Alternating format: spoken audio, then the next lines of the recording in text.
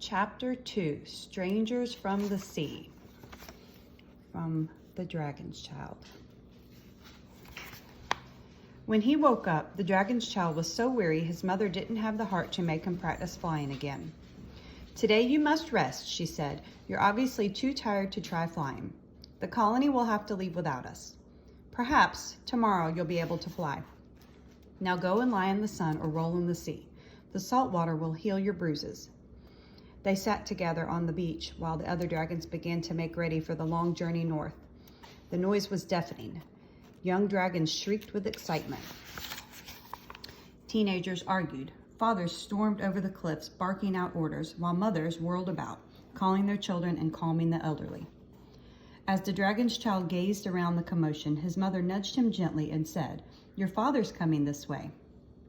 A tremor rippled over the sand as the great dragon approached. The little dragon's tender spines prickled with alarm. "Don't show your fear," his mother whispered. "Prince Kai looks for spirit and determination in his children." So the little dragon stood as tall as he could and squinted up into Prince Kai's golden eyes, even though they were so far above him they were almost out of sight.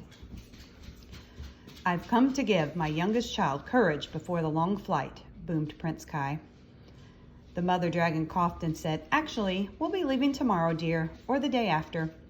"How is that?" Prince Kai demanded. Before his mother could explain, the little dragon piped up. "I can't fly yet." "I see." The huge dragon's eyebrows shot up and he stared thoughtfully at his smallest child. "You realize I have to go today. I am the leader. I can't alter my plans just for you."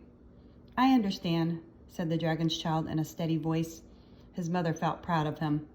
"Before you go, my dear," she said to Prince Kai, "how about giving our child a name?" "I just can't think of one." Snorted the big dragon, and for several seconds he studied his child very carefully. "Dando," he declared at last. "Dando?" echoed the mother dragon. "But that was an emperor's name. Dando the Fearless, the most excellent, the incomparable." "And I even can't fly," the child reminded his father. "I don't deserve such a splendid name." "Then earn it," boomed the big dragon, and he wheeled around, his great tail sweeping a pile of sand into the air and letting it fall in a golden shower all over his youngest child. "Achoo! Will," sneezed the little dragon. Prince Kai looked over his scaly shoulder. "Fly soon, my son," he called, "because we're leaving this land for good. These are troubled times and we're never coming back." The other dragons were now assembled at the cliff top. As soon as Prince Kai joined them, they rose in the air and soared over the ocean. Their great wings fanned the waves into towers of spray, and as they flew higher and higher, it seemed as though the clouds were swallowing a mighty fishtail, a fishtail that had a tiny bite taken out of it, the place where the dragon and her child should have been. And the little dragon felt a stab of dread when he saw the empty cliffs and heard nothing but silence in the air. For a great many birds had traveled north with the dragons, and it seemed such a lonely place without the comforting chorus of musical voices. But the orphan bird had stayed behind, and that night, while the dragon and her child slept, she watched the moonlit ocean from her roost above the cave. And she saw a dark shadow slide closer over the water, taking the shape of a long, hollow tree. And she saw startling pale clouds billow above the tree, and the movement of creatures inside it.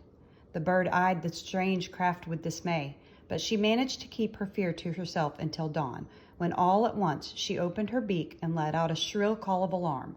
"Strangers on the sea!" she cried. "Strangers on the sea!" The dragon and her child woke up, rushed out to the sand. "What is it?" cried the little dragon when he saw the billowing sails and the dark hull crashing through the surf. "Humans!" said his mother in a voice that rumbled with agitation. "What are they?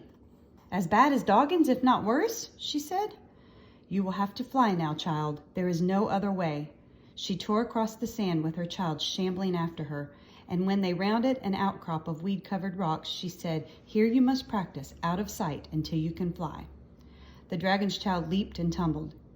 He willed strength into his feeble wings. He told himself to fly, soar, lift, swing, and once he found himself skimming the ground, almost airborne.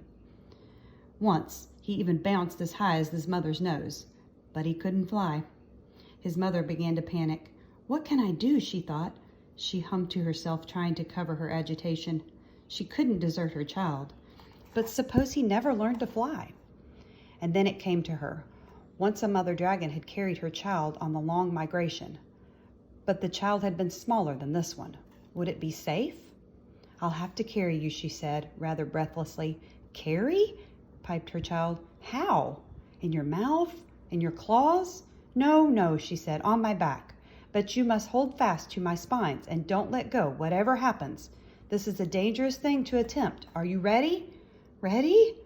Ready? Her child squeaked nervously. I suppose I am. I suppose it's now or never. Now or never, said his mother, and she knelt on the sand while her child tried to climb on her back. It wasn't easy. Her scales were hard and shiny, and her spines cut into the soft pads of his feet. As her great body lifted in the air, the little dragon's stomach lurched. The cold wind thundered in his skull and froze his nose and ears. He closed his eyes and clung on tight, but slowly, slowly his mother's spine slipped out of his grasp. I can't hold on, he cried. But the wind smothered his voice. Mother, I'm falling, he screamed, but his mother couldn't feel the small tumbling body through her thick, shiny scales. With a final squeal, the dragon's child slid from his mother's back and fell earthward through the wind, and the beat of her great wings drowned his fading calls. Mother, mother! We're flying home, she thought, unaware that her child was gone.